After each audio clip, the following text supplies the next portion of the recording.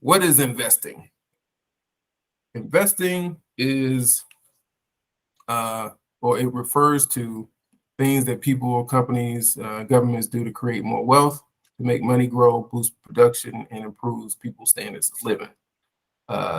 And so here are some investing illustrations. You committing money, commit time, you commit energy. All of that is investing. And so the reason why I wanted to start here is because most of the time when we think of investing, we think of investing in a monetary sense.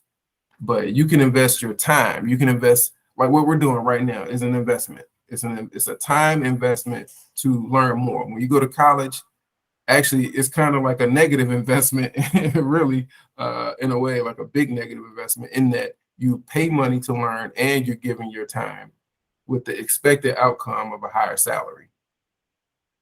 And so investing is not just investing in financial instruments. Like when you go to the gym, like I like to work out. I know y'all see the treadmill and the bikes in the back.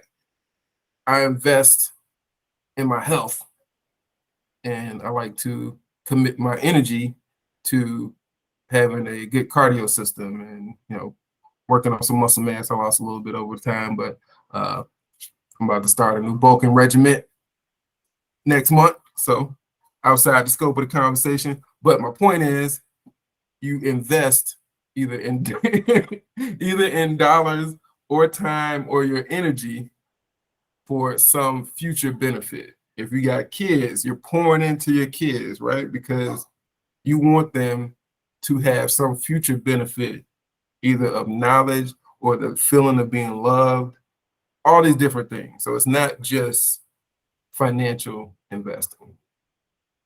So, but back to the financial part. Some examples of financial investing would be the purchase of property, bonds, stocks, other financial assets to make a profit. It also includes savings, which we talked about in our savings session, where you are parking money away in a bank account or CDs or something like that, or buying insurance that pays bonuses, in this case, that gives you dividends or pays interest on your cash value life policy. Other part, if you own a business, that's a huge one. A lot of people don't think about that, but it's obvious, right? Like when you buy stocks, what you're doing is you're buying a share in a business, but we'll get to that on the equity side. But when you are investing in a business yourself, you are investing in yourself and a business that will generate a future benefit for you that you own directly. And same thing if you buy a house, which we talked about earlier today, that's an investment. I know a few of you on the call have houses. That's an investment. Even if it is your primary residence, which is, it makes it different in terms of investment real estate, but it's still an investment of your time. It's an investment of your dwelling. And if you spend money to make it look nice, then it improves the street value of the property, meaning you could rent it out for a higher price or sell it at a higher price at some point in the future. So let's talk about what the difference is between investing versus saving. And this is why I wanted to talk about the savings session or have that before this one, because a lot of times people get those confused, or they have them on the same day, or they mix them, or whatever the case may be. But investing is different than saving. Savings always comes first. Why? Because savings allows you to literally, what it says here, set some of your earned income aside over a short period of time in order to reach a predetermined amount. And John, you remember that one session that we had where we were talking about saving, right? You're moving money into the future. The act of saving and investing is moving money into the future. The difference between saving and investing is that savings is, according to this, a lot shorter of a time frame. You can also save for a longer time frame, but the idea is it's more liquid. You don't need the money right now. If you don't, then you can invest it. If you need it right now, let's say, for example, we talked about our reserve account, so like emergency funds, things of that nature. That would be put in a savings vehicle, and you would need that to be liquid and have it available to you. Not that you would hopefully ever need it, but it would be in a liquid vehicle for that short period of time to be used immediately. Investing is different, but you're moving in either case, whether you're investing or saving, you're moving money from today into the future. When you're borrowing, you're taking money from the future and bringing it to today. But investing in general is a much longer endeavor, which is why I like to say, let's save first. Let's hit these goals first, at least on your emergency fund and your reserves and some of these other things you might want to save for birthdays coming up, holidays, something that's going to be happening for you in 1 year or less. With the reserve funds, those would be sort of long-term perpetual savings that you would need to have on hand, anything that, in the event that anything would happen. Once you get all those things together, then you can start investing, because investing by nature is inherently longer term, and it's generally tied to some sort of goal. When we talked about goals that are in line with whatever it is that you're investing in. And so I'm gonna pause real quick and I'm gonna pull this up just to illustrate the point of what I'm talking about. And so when we look at our goals, that's why this is so important. And Millie, we talked about this as well. So going through, thinking about what you want to start doing, what you want to keep doing, what you want to stop doing, right? Now, these are financial goals, but they are often impacted by, because we're not robots. We do want to have different lifestyle things that we want to do. We want to take international trips, want to start doing that if you're not already doing it. Take some in-state trips, take some national trips, go to concerts, and for me, do some 10Ks, and maybe y'all too. We can all set up another call to do some fitness stuff, so you can do that. And these things, though, they're all coming from the same bucket that impact these big picture financial goals. And so, the reason why I put this here is an example that we can look at to say, okay, well, if my goals are out of line and my lifestyle is taken away from me hitting my long-term goals, well, I could put something in here that could help me increase my income so I could hit my goals. So different discussion, more on the goal setting class, but I wanted to tie this into investing and why we do investing, because the whole point of investing and saving is to accomplish goals. And so here, these would be sort of savings type goals, because 1 year. When you start getting here, so 2 years and longer, that's when you start looking at different investing opportunities, investment vehicles to help you accomplish your goals. And here's an example of how you would look at some of these goals if you're trying to fund a. So we're looking at taking money and moving into the future, and the way to do this, and we'll get to it, is through investing. So if you want to pay for a college fund for a kid starting in 2039, and they're going to need $45,000 a year, but that's today's dollars. That's going to be like $63,000 per year in 2039. And how do I get there? I'm assuming that long-term inflation is 2%. So I have to move what I need forward to 2039. I have to grow it, this 45,000 to be 60,000 per year in 2039. And that's the total that I would need to have for my kids' college fund in 2039 if I expect them to enter college then. So now, how do I do that? Well, I have to say in 2023, I'm gonna start saving, and then I'm gonna start investing that savings, start getting it rolling, and my required return or my investment return would need to be 7% or so, roughly. When I do that math over 7 years and the investment rate of return of 7%, then that gets me to my target by me contributing to some sort of investment vehicle, $618 a month. So if I do that every month for 17 years straight, I'll get to $126,000, which over time, over that same period of time, will grow to $228,000. So that's how we get there. We say, well, what do we need in the future? What do we need to do right now to get there? That's why we use investments to accomplish a goal. And same thing with retirement. You know, if you want to spend $85,000 a year when you start retirement in 2055, then that's going to be worth $163,000. I know it's a lot, right? But that's a big difference. But that's the power of inflation. $163,000 per year in 2055. So you need 2.5 million to retire. Well, how do you get there? If you plan on retiring 33 years from now, let's say my sister-in-law, she has a lot of time ahead of retirement. Like, obviously, if it depends on your proximity to retirement. So if you are closer to retirement, then your number will be bigger. Anyway, for the purpose of discussion, let's say you got 33 years to retirement. You start saving today. You get that investment return of 7%.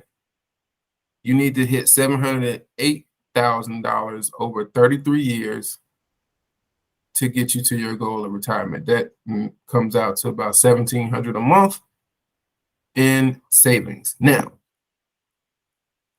most people have some sort of 401k or retirement account or something like that. And so it seems like a lot, but you're probably already saving this in a forced savings sort of way, either through your 401k or IRA investments, which we'll get to in a second. But I just the point with all this is to illustrate long-term goals and then planning. And I'm gonna skip some of this stuff, but the idea is you want to link up your investments with the time horizon. And that's why investing is long-term in nature. You see this blue here? That's 1 year. So this says MM, money market, short-term instruments for stuff that you need within a year or less. As you start looking out 2 years or more, that's when you can start thinking about investment vehicles and things that require you to not have a need for the money over those time periods. So at the end of the day, this is what investing does as distinctly separate from saving.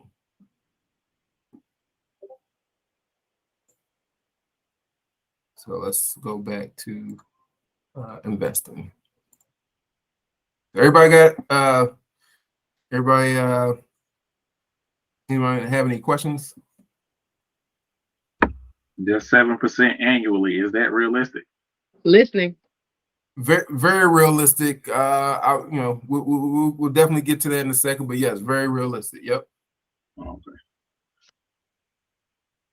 And so, great question. And so, yes, the 7% is realistic, but when it comes to investing, because they're long-term in nature inherently, you want to make sure that when you start investing, you talk to someone that caters your strategy to your risk tolerance. So you can get 7% in less risky stuff if you aren't into seeing the markets fluctuate. Like we just talked about the stock market. So the S&P that I showed you in the chart, that was the stock market and its fluctuations over time. And so, if you don't want to see your money go from, like, let's say if you got 200,000 in investments, if you don't want to see it go from 200 to 150 in like a couple months, then maybe the stock market isn't for you. But you can get higher returns by investing in the stock market. There's also, and we'll get into other different types of investments in that class 2 weeks from now. But this, you have publicly traded stocks, you have private investments that give 20%, 30% return, things of that nature that have longer time commitments, but higher returns. And then you have like bonds, super safe bonds that could help reduce some of that day-to-day volatility and variation. Like they say, you could buy like a 5-year treasury note. And that's kind of, if we're looking at this, right? Let's say you have this private school that you're trying to fund for your kid. Well, you could take some of your savings that you saved up, and then you could buy a combination of stocks, bonds, and notes. And in this case, you could buy, let's say, if you had an investment portfolio, you could look at the time period and match it and say, well, I'll do maybe 30% bonds, 40% bonds, something like that. So that's kind of where those investment mixes come in. And if you're really risk averse, you could buy treasury notes, and they're paying like 5-year note, I think with touch like 4% or something like that. So it's up there. It just doesn't fluctuate as much, and you're guaranteed to get your money back, assuming that the U.S. government doesn't default. But that's highly unlikely. And so, right there, you already have, without taking a lot of risk, you have 4% out of that 7. And then you just have to figure out, well, how do I allocate the rest of the 60% of my portfolio to get up to that 7% that I need? Knowing the full time that I'm going to have to take some risk, but that's part of the game. And that's why I was saying, making sure you get with someone that understands your risk tolerance and what your needs are, and make sure that you're aligned with what your needs are and your risk tolerance. But this is that 5-year note. So we were doing that, and you were trying to match, saving for some sort of college, not college, but charter school or private school planning for your kid. Well, you could buy 5-year notes. It's 4.2%. Your target rate is 7. So you just need to come up with something that will help boost this average return rate up to 7%. And that's kind of how that math works. Now, you could put it all in the stock market, and you could probably get 20, 25 or so over the next 5 years, but you could not. And that's kind of where that risk tolerance comes in. So generally speaking, finance, and in finance, or looking at financial investments, is a long-term action that is primarily accomplished by having your money creating more money for you. And just like we looked at this, you take your $1,000, just some quick and dirty simple math. You take $1,000 and multiply that times this interest rate here that we're looking at for that 5-year note, and then you have $1,042.68, just like that. So your money is making money. And so it's a quick and dirty example here. So you have $1,000 that you put into that 5-year note.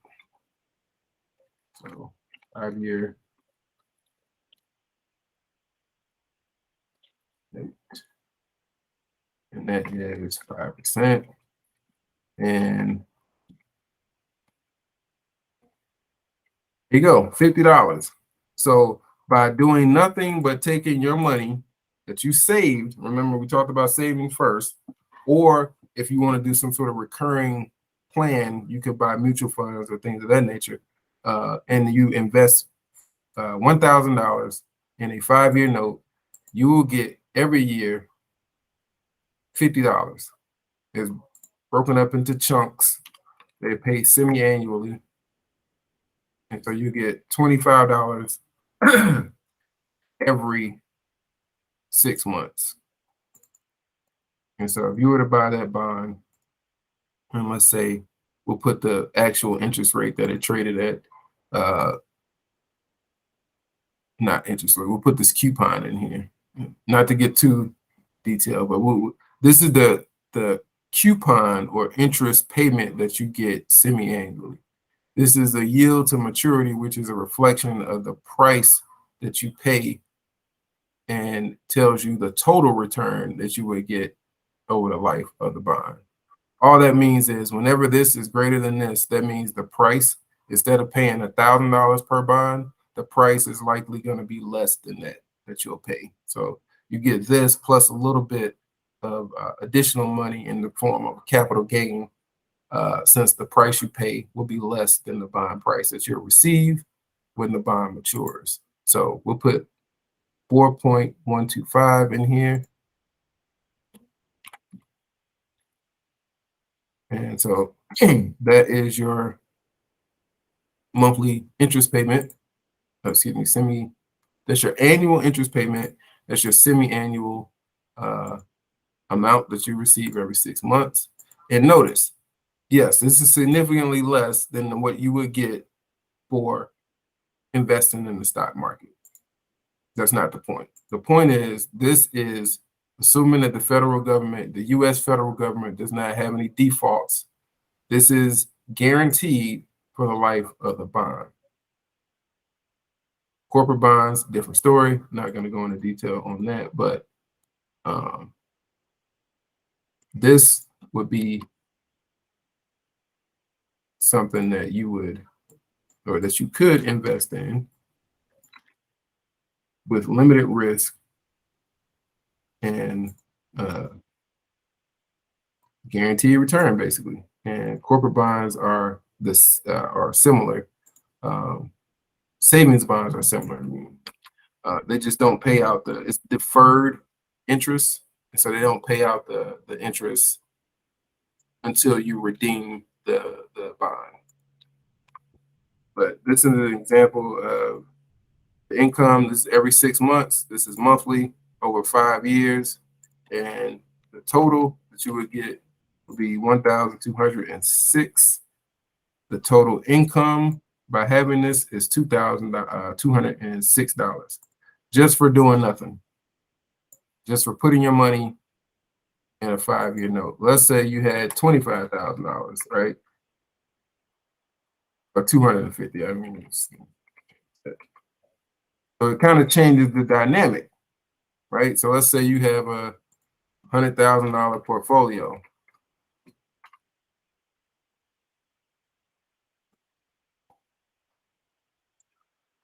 That's $1 million.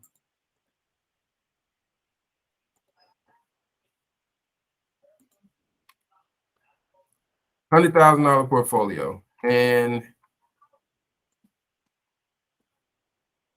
25,000 is in bonds, and the rest is in equities.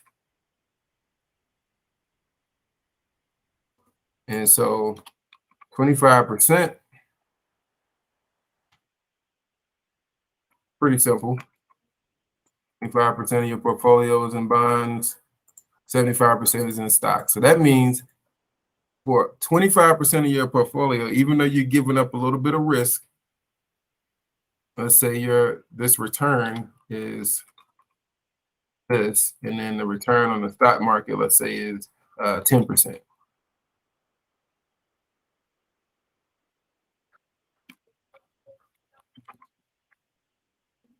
So then the weighted average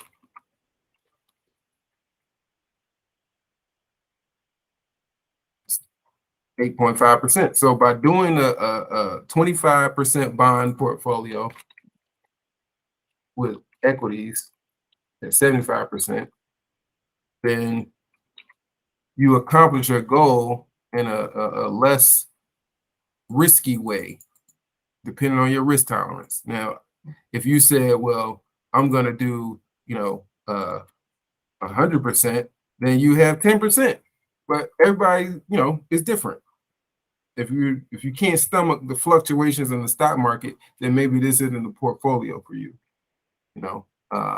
If you can, then go with a full equity allocation, get 10% and keep it moving. And then whatever money you don't need to pay for your kids' private school education, you can use to fund for other stuff. You can roll it into the college fund, so you have that extra. But in this case, if your target is 7%, you're still going to have extra with this portfolio right here. Again, it's not risk adjusted, but you have 1.5% more in this portfolio, which is greater than your goal.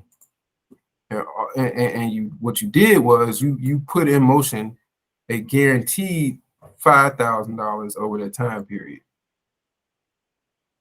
So anyway, let me go back to the okay. So you become an investor. So let me go back to this. So yes, you want your money making money for you. That's the idea of an investment. So you invest your time, your energy. When you're lifting weights and you go to the gym, you increase your muscle mass. You have your muscle burning fat for you. You invested in your time to build muscle mass. And when you do that, your metabolic rate increases. So now you've invested in your time and money. You invested your time in building muscle mass. So now when you go to sleep, or even if you're sitting down, your muscle mass is burning fat for you. And so you didn't do anything. You invested, and now you don't have to do as much. You still have to work out, but your metabolic rate is higher. Same thing if you went to the gym repeatedly, you run, you increase your propensity for fat burning by doing a lot of cardio and increasing your muscle mass. So now your time is creating fat burning for you all the time.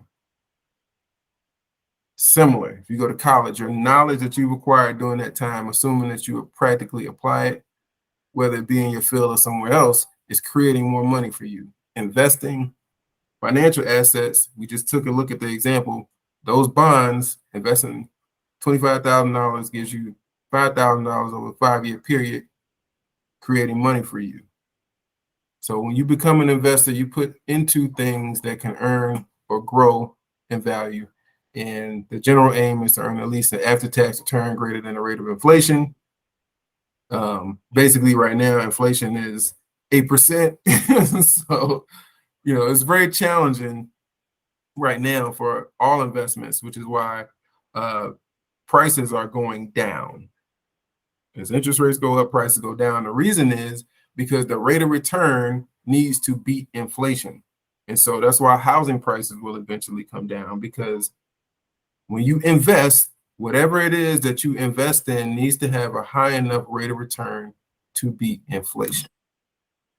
And right now, there are very few investments that are doing that effectively. So until prices come down, then you can't get that return. So let's look at this one more time. I still have the data saved. So let's say if you're looking at your stock portfolio, right? And you need 10%, which is above inflation. Well, if you bought, let's say, $75,000 worth of stock, which is here, you need that to be, see, you bought a stock, right? $100, and you need the percent return.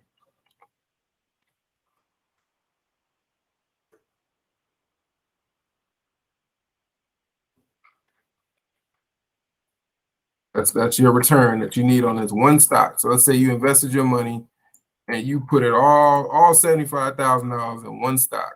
I would never advise you to do that.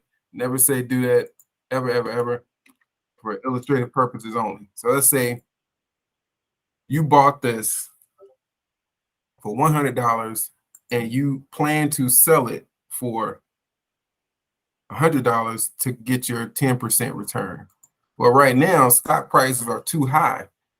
So they're like this.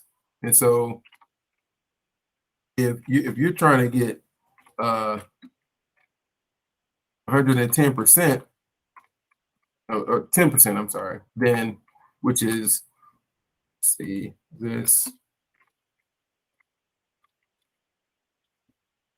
that's your return right there. That's why the stock market is going down and all other prices for everything else is going down, because these returns need to be equal to or greater than inflation for you to take the risk. Because that, part of the point of investing is to, at the very least, beat inflation. So think of inflation as the fence. You're trying to jump over a fence. That's your hurdle rate. You got to hurdle the fence. Right now, the fence is big. The fence is 8.2%. And so until prices go down, let's say right there, then you'll buy that stock for $100, because then you can get a 10% return, which is greater than inflation, right? And so if you can't do that, and most people can't, that's why the stock market is going down also. This is your required return. Difference. So that's kind of how to look at that in terms of stock market. But generally speaking, prices need to go down in order for people to get a realistic return. So let's go back here. So when we invest, we expect the action to bring us at least one of the benefits. The asset, whatever we're investing in, will appreciate. It will provide dividends, as stocks do. We'll earn interest from a bond, like we just illustrated, or we will earn income in the form of rent.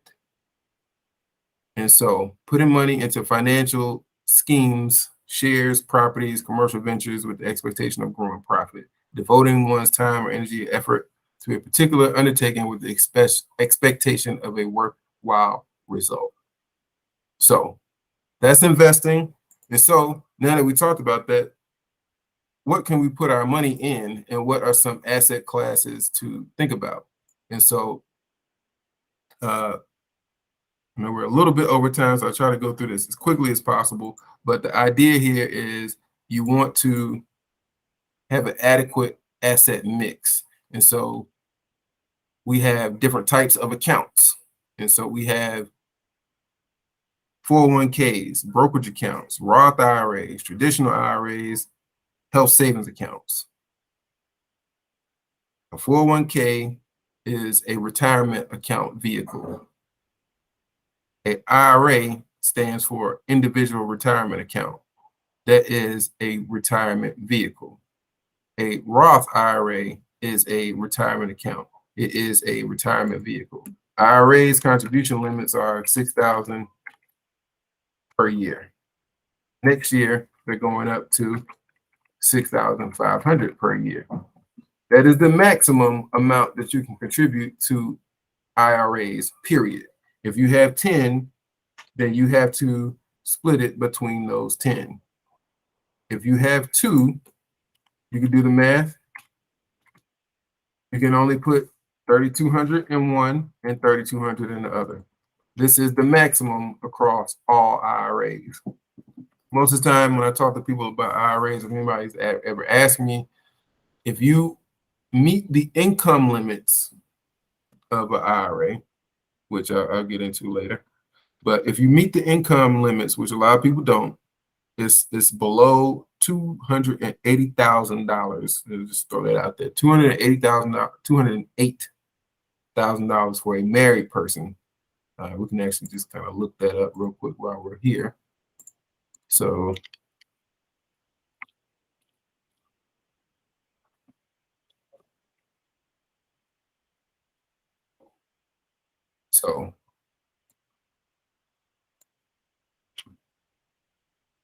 if you are single, your income limit is 140 for 2021, 144 for 2022. If you are married filing jointly, the limit is $208,000 for 2021 and $214,000 for 2022. Why is that important? Well, let's take a look. It's important because depending on your asset mix and account type mix, you want to put as much money in a Roth IRA if you are able to, from an income perspective, as you can.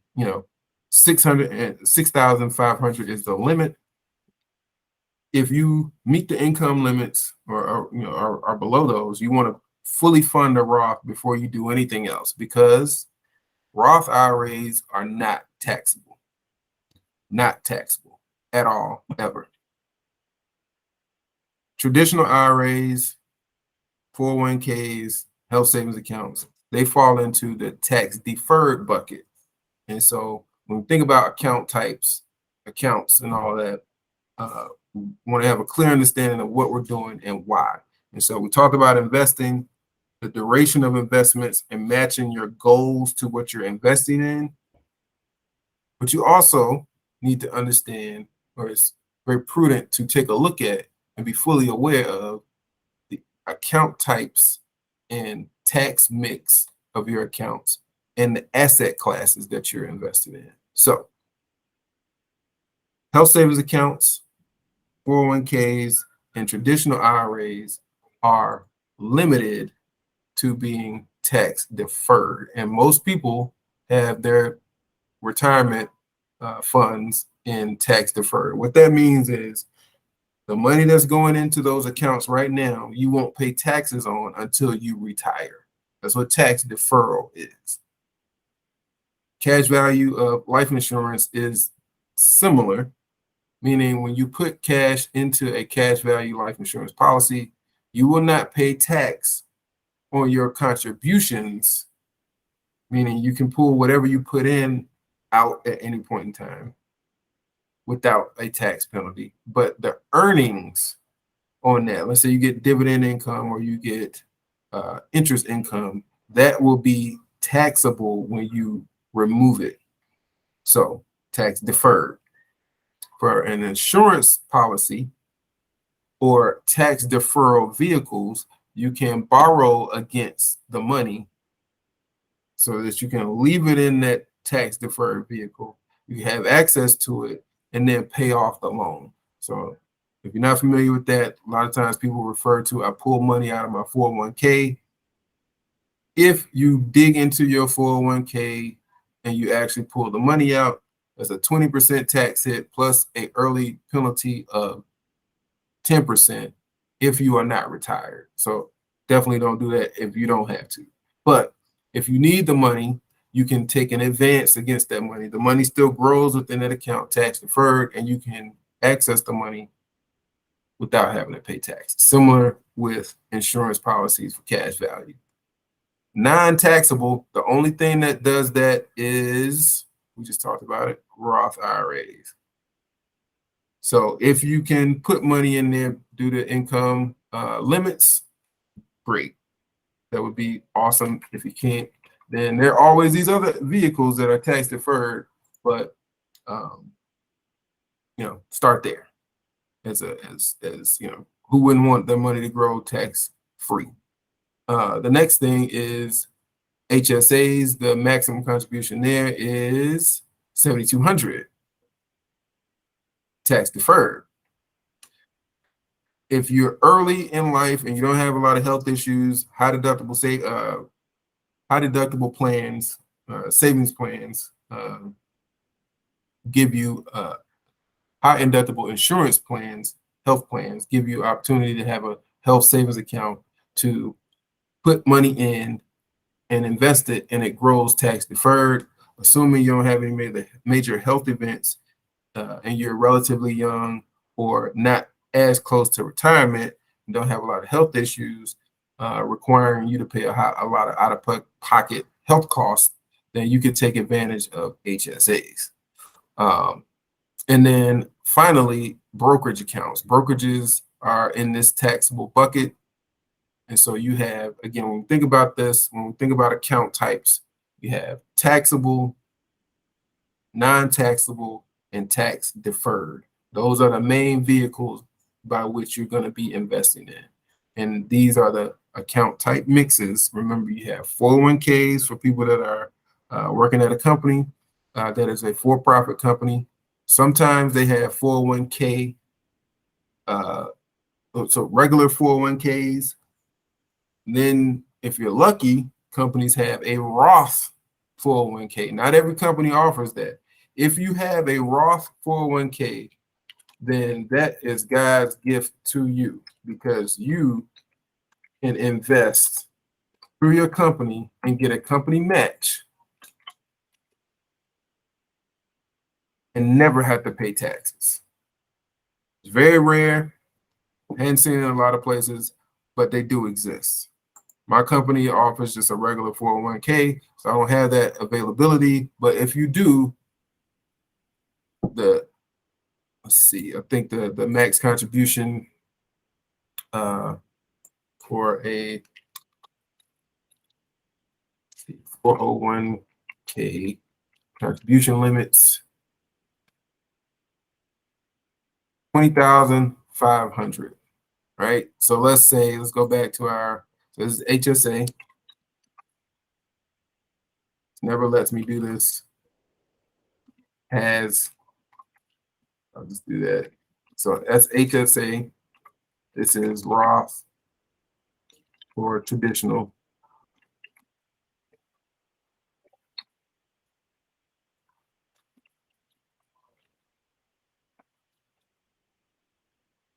And then this is the max contribution for 401ks.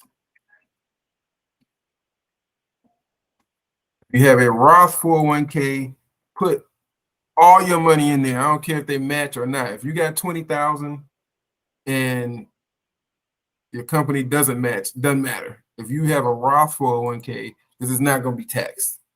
So, if you don't have a Roth 401k, you have a regular 401k. Usually what most people do is they put in up to the company match. A lot of companies match like 6%. I hadn't come across companies that match much more than that. But once you get up to the match, then drop money in the traditional.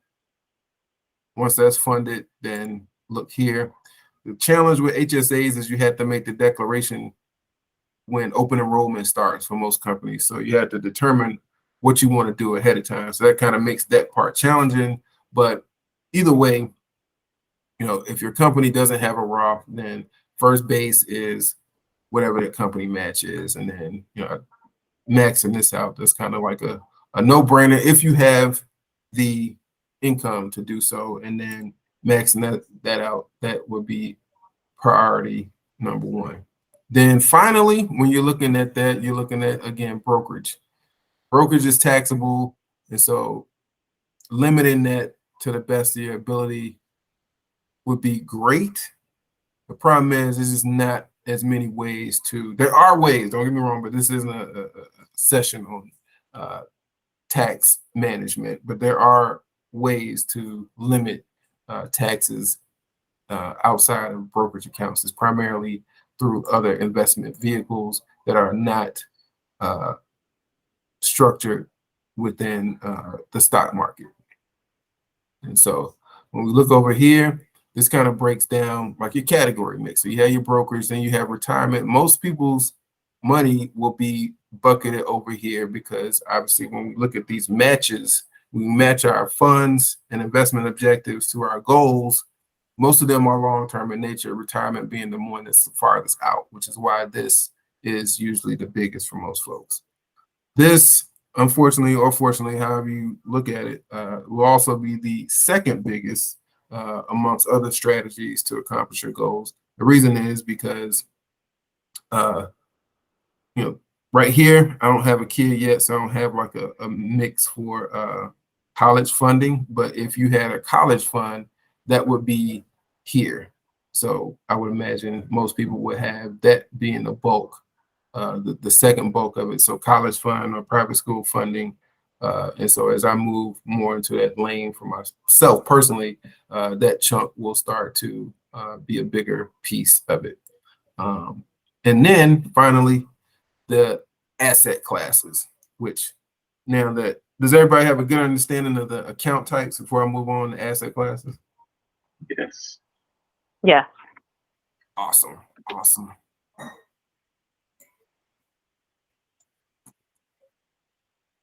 All right. So within asset classes,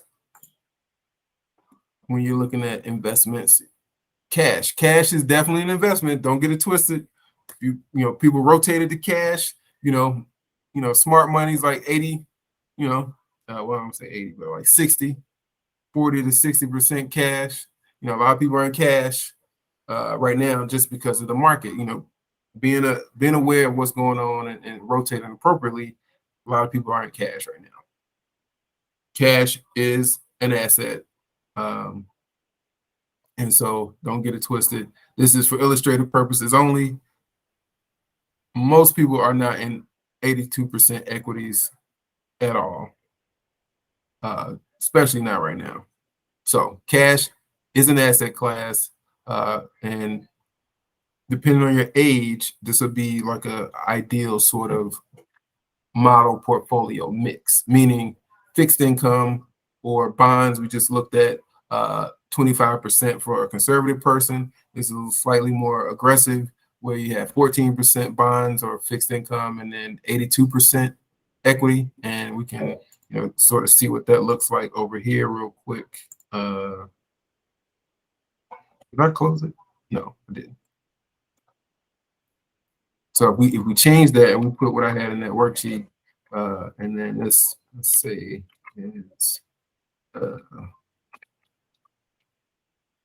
now your return goes up. So by the sheer fact of you changing your mix, that increases your return. So in this case, instead of being 25% bonds, your investment mix goes up. So that's one way of looking at it. Let's see. And so we could change that.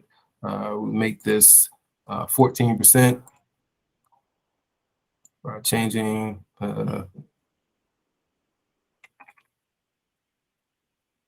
this dollar amount.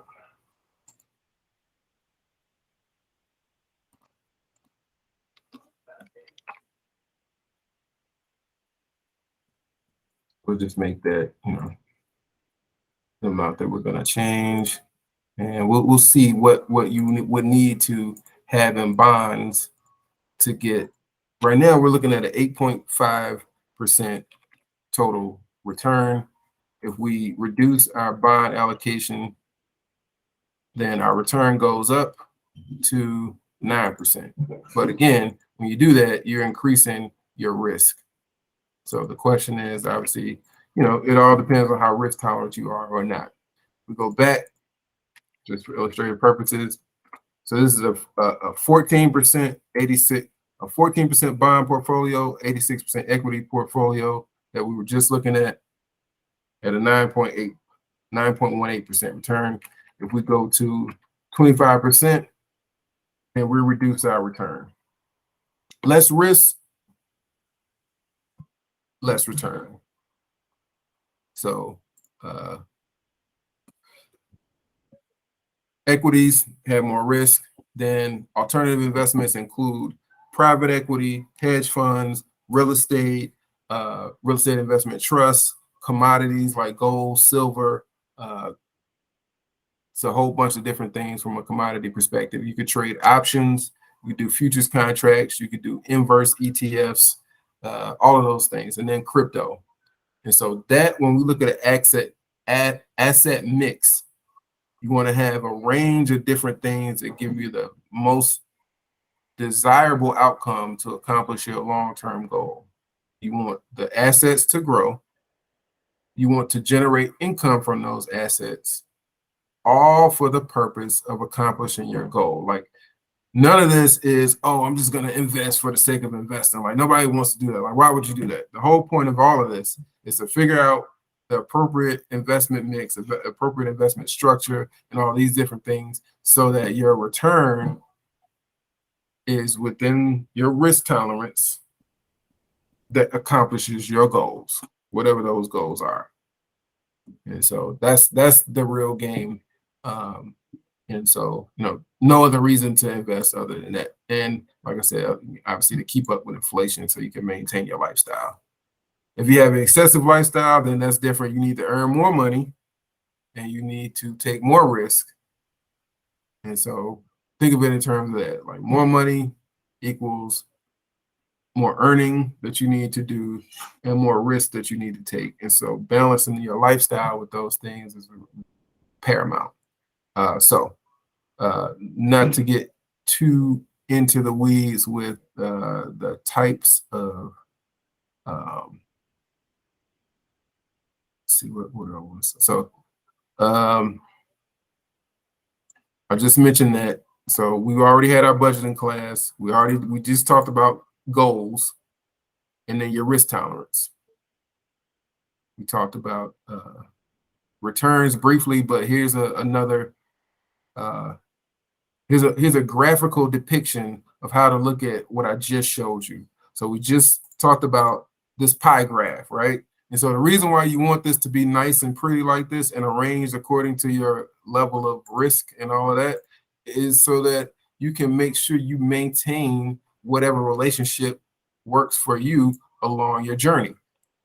The lower risk assets, cash, bonds, right? We just talked about fixed interest rate vehicles that are short term in nature that still give you an okay return, but lower compared to this other stuff.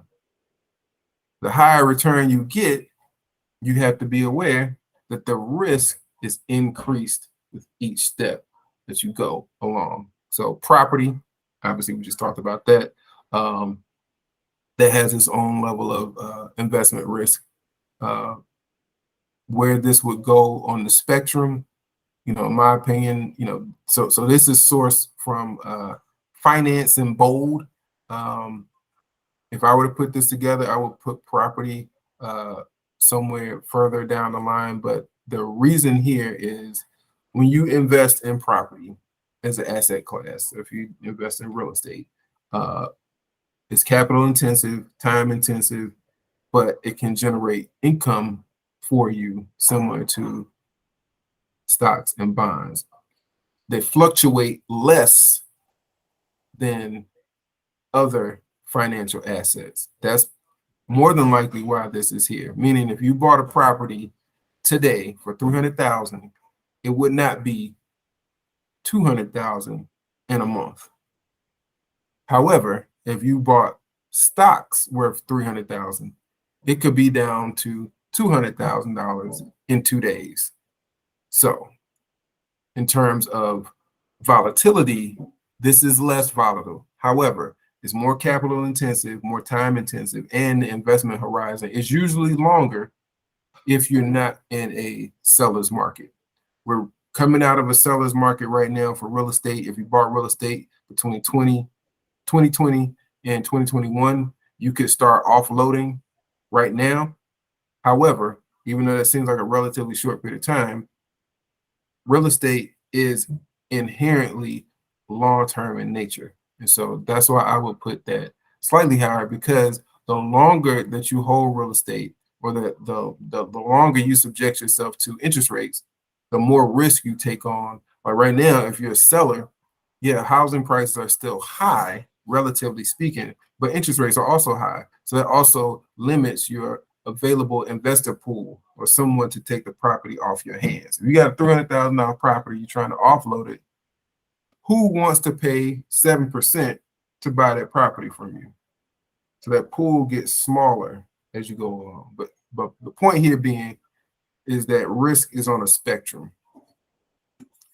And so then we talk about asset classes. I just kind of went through it in that pie chart, but here's another example of those asset classes. We talk about stocks, equities, right, and bonds, which we'll go through in depth on our next session.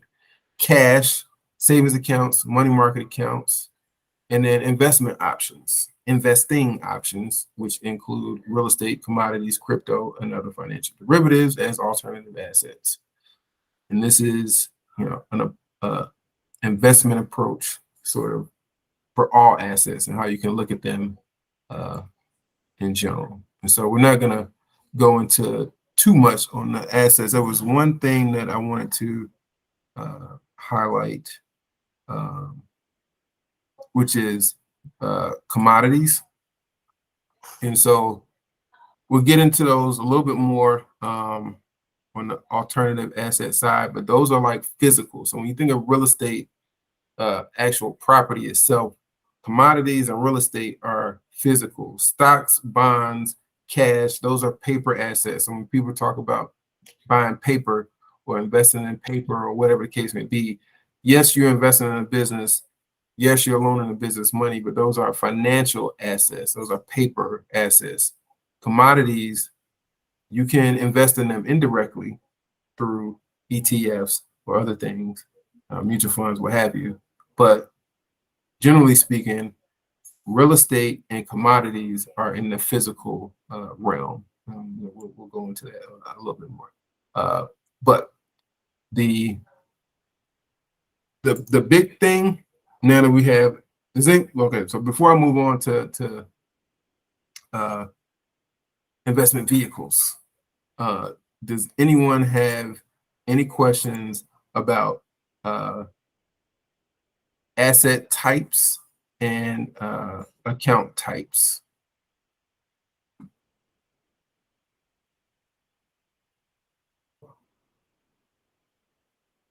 No questions. All right. So the next thing that most people are familiar with is mutual funds and ETFs. And so with mutual funds and ETFs, what's a mutual fund? A mutual fund is a group of different funds that use pooled investing dollars. So right now, everybody on this call, we could all agree to put in $500, and that is a mutual fund. That is a pooled investment in which after you take that money, somebody is going to invest it on our behalf. We take that money, and let's say if I invested it, or let's say John invested it on our behalf, that would be a mutual fund.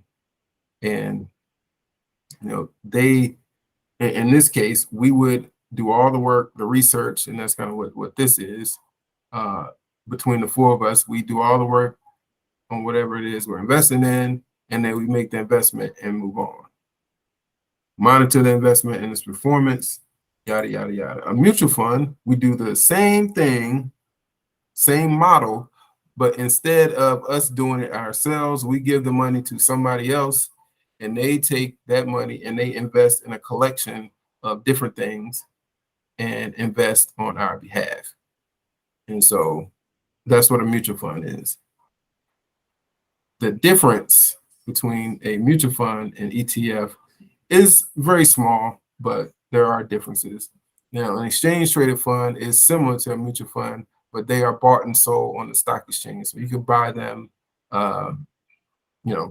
from any broker and trade them, and you get a price. There is an NAV, which stands for net asset value, that both of these have. But generally speaking, mutual funds are sold from the issuer, and the key advantage is that ETFs have lots of diversification. It costs less, and you have more options to invest in alternative investments. And so those are the biggies from a investment vehicle perspective, an account type, and those are the majors. We kind of already went through asset allocation. That's how you spread your investment across different categories.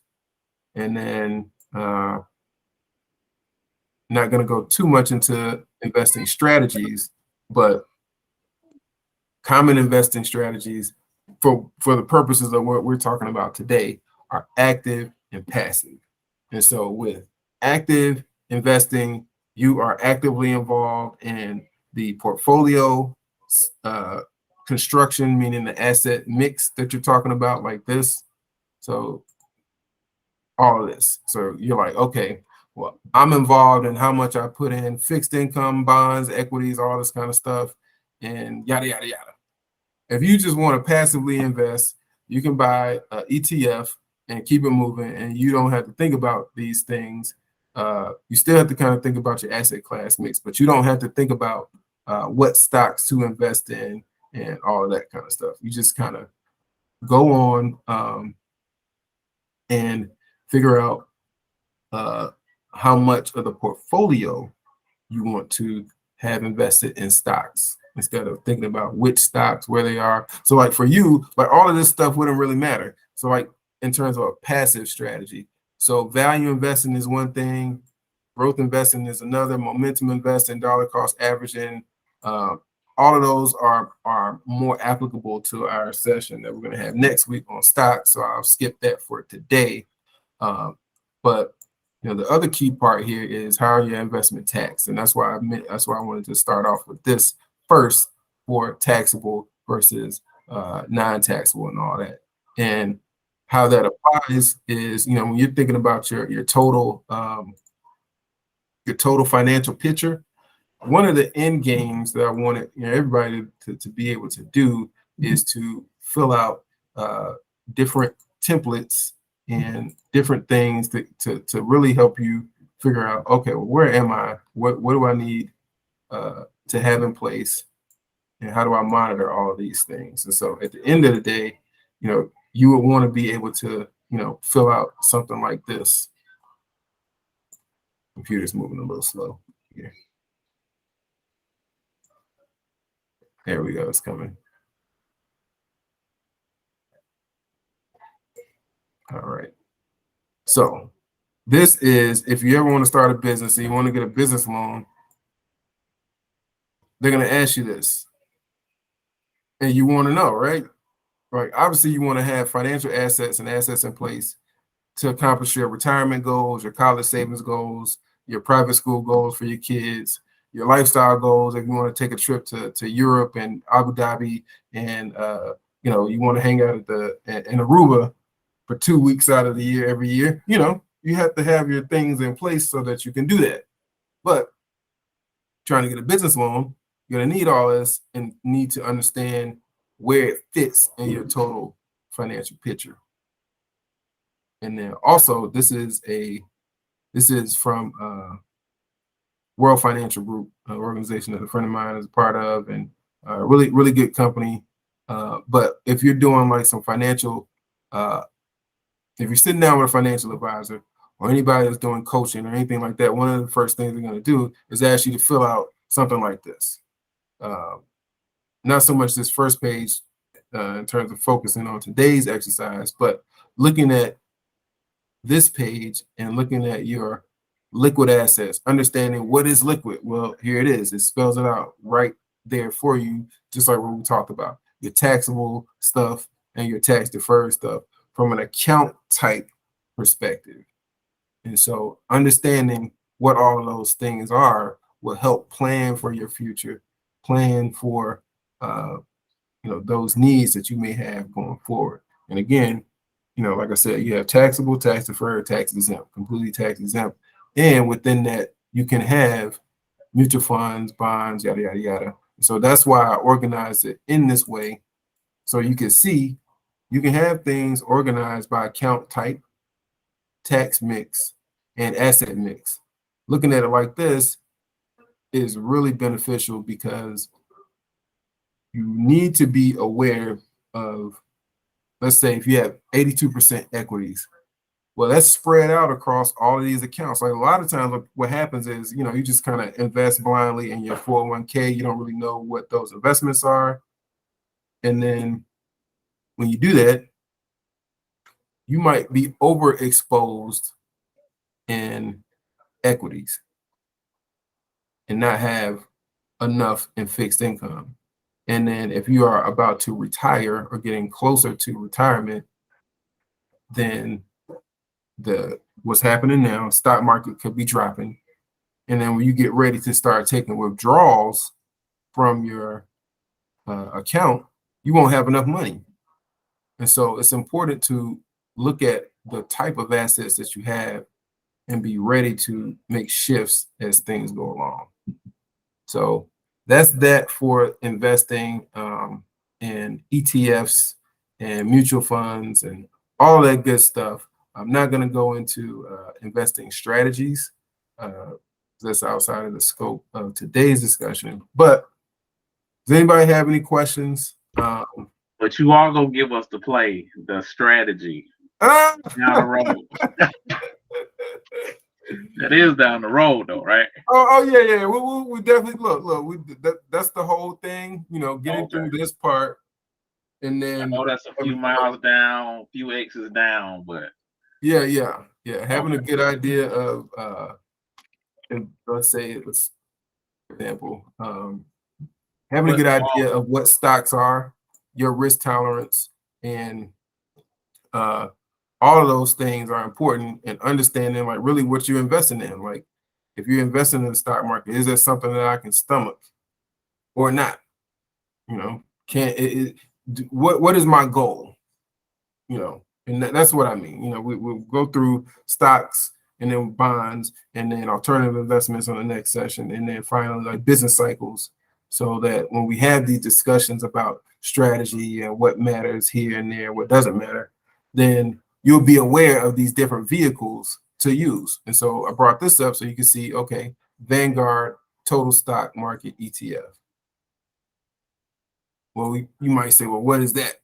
Well, we just got through talking about what an ETF is. An exchange traded fund is similar to a mutual fund. You give a company money, in this case, Vanguard, and they invest in a collection of stocks for you. And if you don't want to, S&P 500. So what now? Similar to the S&P 500. Correct. The difference is with this one, it is investing in, and let's keep going as we look down.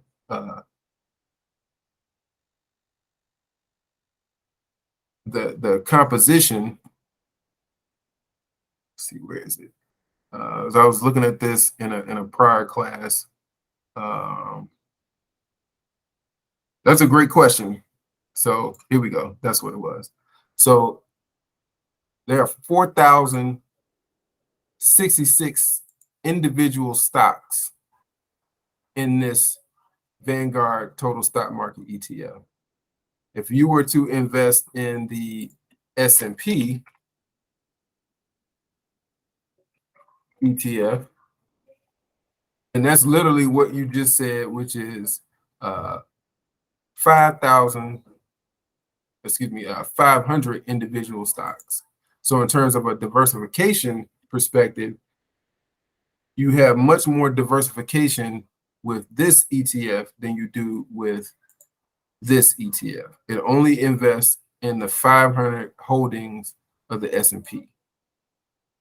So that's the difference. Now, the performance metrics are pretty similar. But the S&P is more popular than you said Vanguard. So no, so the S&P, yes, is much more popular, but in terms of comparing the returns of the S&P, the SPY ETF. So you could buy this ETF. Okay. I got you. Or you could buy this ETF. They have similar return characteristics, but this is much more diversified. So whereas this is only investing in 500 stocks, this is investing in 4,066 individual stocks. So it gives you more exposure to a broader range of investments. Now, but like I said, the way that these ETFs are composed, and that's what I was saying in terms of building a strategy, being fully aware of the composition of the funds. And so the reason why their returns are similar is because if you look at the top holdings in those stocks, the top holdings are similar. So here, Apple 7%. Here, Apple's 5.87, but it still makes up a significant portion of the fund. Here, Microsoft is 5.66. Here, Microsoft is 4.82. So you kind of see that if you compare the Vanguard Total Stock Market ETF to the SPY ETF, the top holdings are very similar, and that is kind of what I wanted, to get across in terms of different investment vehicles. This is a ETF or exchange traded fund, and it's a collection of stocks. It's not just any one stock, but it's a collection of stocks, and you can invest in a broader range of stocks through this one, VTI, than you could with the SPY ETF. Now, the ETF can be held in a Roth IRA. It can be held in a traditional IRA. It can be held in a regular taxable brokerage account. It just all depends on your retirement goals or whatever your goals are at that time. So you have account types, and then you have investment types and investment vehicles and instruments.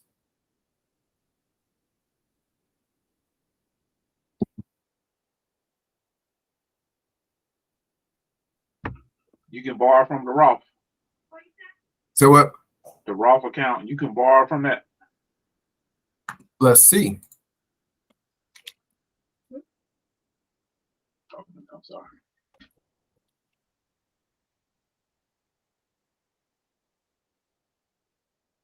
No. Oh, okay. That's why the catch is the tax-free part. Exactly. Oh, okay. Okay. So yeah. So did you enjoy the overview of investing and investments? Yeah, because this Vanguard thing is I just looked it up. Yeah, I've never heard of it. Like they always preach the NASDAQ, the S&P 500 and all that. But I've never heard of Yeah, remember when you're looking at these things that there are tons and tons and tons of exchange traded funds, mutual funds that are on the market. The most popular, though, because they are not the reason why they're popular is because they're used as barometers. It's like a thermometer, right? Like you have, so everybody's familiar with the thermometer, right? To measure temperature. Well, the Dow Jones Industrial Index, the S&P 500 Index, and the NASDAQ are the three main indexes or indices that are used to measure the temperature of the market. That is why they are most popular and people are most familiar with them. In terms of investment vehicles and in platforms or ways to invest, there are thousands of other mutual funds and ETFs that you use or most people use to get a return on investment. You can invest. They have a S&P, which is what we just finished looking at, the SPY ETF, an exchange traded fund, so that you can invest in those stocks broadly that are part of the S&P index. They have a Dow Jones index, so you can invest in that. And then they have a NASDAQ, which is QQQ, which is the NASDAQ 100 that you can invest in as well. So if you want to invest in the stocks that are part of the Dow Jones thermometer only, you can do that. If you want to invest in the stocks that are part of the S&P thermometer only, you can do that.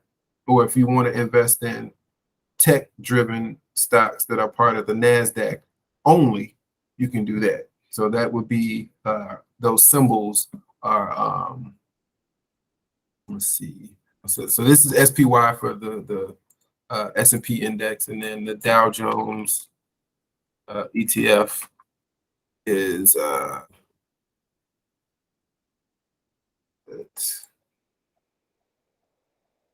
DIA. So you can invest in that.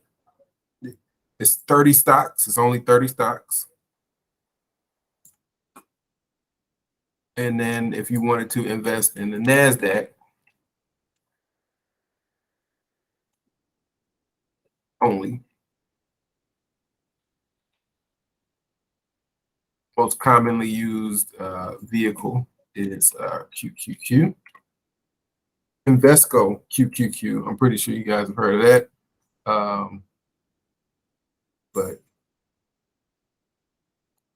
that's the most popular.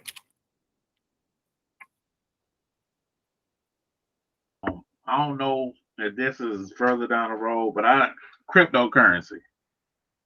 Is that a good investment tool now, or is that like that phase is past? So different discussion, different session. Okay. I don't want to throw you off then. I don't want to throw you off. No. But yeah, you know, in terms of how you measure investments and all that kind of stuff, you know, that's pretty much price driven. And so yeah, we'll talk about that in 2 weeks. But crypto is a new asset class that many consider not investable or not an investment at all, for theoretical reasons, because they don't have cash flow and it's not physical. And so, but yeah, we'll get into it.